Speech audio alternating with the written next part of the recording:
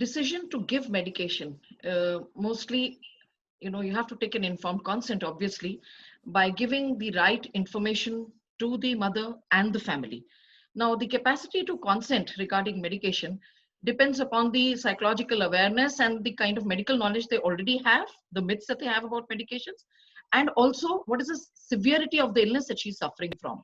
So, in the last 10 years, we've had a lot of interesting research which has shown to us that if you don't treat the mental illness, suppose you don't treat the existing depression or the severe anxiety, like Ashleisha pointed out, you're going to end up with a low birth weight baby, a preterm birth baby. And there's a lot of evidence to show how significant is the long-term impact on the infant also, if it is not treated. So if we explain these factors properly, give that knowledge correctly, and nearly 10 to 15% of women are clinically severely depressed, they suffer from depression. So in case it is mild, where the symptoms are not so prominent, that they have not affected her sleep and appetite or weight to that extent, and she's not suicidal, then yes, we suggest non-pharmacological interventions. If it is moderate severe, we do explain to them that what is the long-term impact if you don't treat her with medication. And then it is allowed for her and the family to make a decision whether they want to take the medication or they don't want to take the medication. What we call an informed consent based on the kind of knowledge that you participate. So here you require a lot of skill, you require figures, you require, knowledge to be given to them in an understandable manner.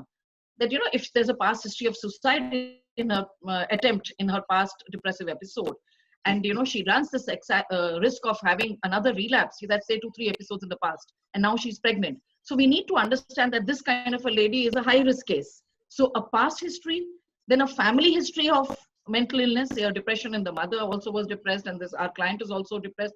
This genetic loading makes her a high risk case. So it's so important to liaison with the obstetrician as well as the patient family to explain them the risk benefit ratio so that they arrive at a right decision. So I think this knowledge sharing is so important. An obstetrician has a different set of challenges to face with the patient, because the obstetrician is the first person in contact, and they would obviously be worried that there should be no medical legal issues. Suppose the child is born with congenital anomalies, and she's put the thing that she was on this psychotropic medication. But if the psychiatrist is liaising and explaining that the risk is not that high, the previous research was quite flawed.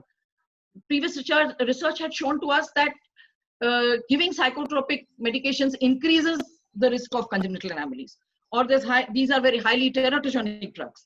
But luckily, what we have now understood, that research was quite flawed. It did not understand, or it did not go through studying the confounding factors that the maternal illness itself was contributing. And even if this risk of teratogenicity was there, it is much less compared to what it was thought to be. So, the drugs are much safer. What is understood now by the current research, that they are much safer. Of course, there are certain medications which you just cannot prescribe. Like say mood stabilizers like valproate. We all have to be aware that as obstetricians and as psychiatrists, if we don't use this molecule in the reproductive women as much as we used to do it earlier, that used to have to avoid it certainly in pregnancy. So we have to be aware of these teratogenic drugs, and ones which are not teratogenic, they are much safer. So if you give this information and you reassure, many a times a patient family agrees to a decision much more happily, to continue the medication. In fact, I have a lot of patients now telling, ma'am, the last episode was bad. We can't afford to have a second relapse in her. Please do continue the medication, and please do advise us how much should we give. So as a treating psychiatrist, we try the lowest effective minimal dose as much as possible. And we advise our patients who have suffered previously that please plan your pregnancy as much as you can. And as psychiatrists, like Prabha had also mentioned that most of the pregnancies are unplanned even then. So in those cases, we don't advise the patients to abruptly stop the medication.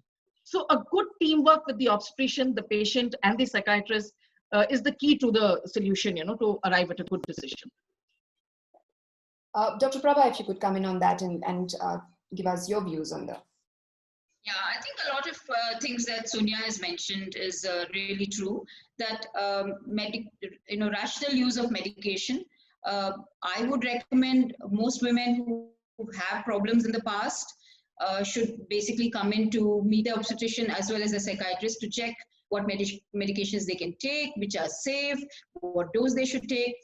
also think that, the moment, so what I do is I always look at the woman's pregnancy as a 9-month process, and in fact even earlier than that. So so sometimes people think that they should stop the medicine even when they're in the 5th month, 6th month. Now each medicine has a different impact at different points of pregnancy. Some medicines are quite safe in the first 3 months. Some medicines may have some effect in the 5th month or the 6th month, or later on, or when the baby is born. So I think it's very important for that kind of collaboration to be there. More and more we know that there are many medicines which are safe. I always tell my moms that, no medicine is like 100% safe. No pregnancy is 100% safe. There's so many things we are taking in from the environment also. I like to use medicines that we know enough about. And there are medicines which we will definitely avoid. So I think trusting your psychiatrist and trusting your obstetrician to do the best for you, and giving all the information out there to the mothers in a way that they understand. Also getting fathers involved in this whole process. I think just the couple needs to take that decision. And I found that if you do that in a proper manner, in a manner that they understand, pictorially, giving them examples, because sometimes it's very hard to know what is, what is 5 in 100? What does that really mean? Does it mean 100 babies or 100 people who use the medicine? So I think simplifying information and giving the right information, and allowing them to ask more and more questions. Sometimes what happens is that we are going rambling away. It's a one-sided conversation. Making sure that you're addressing all their questions becomes equally important.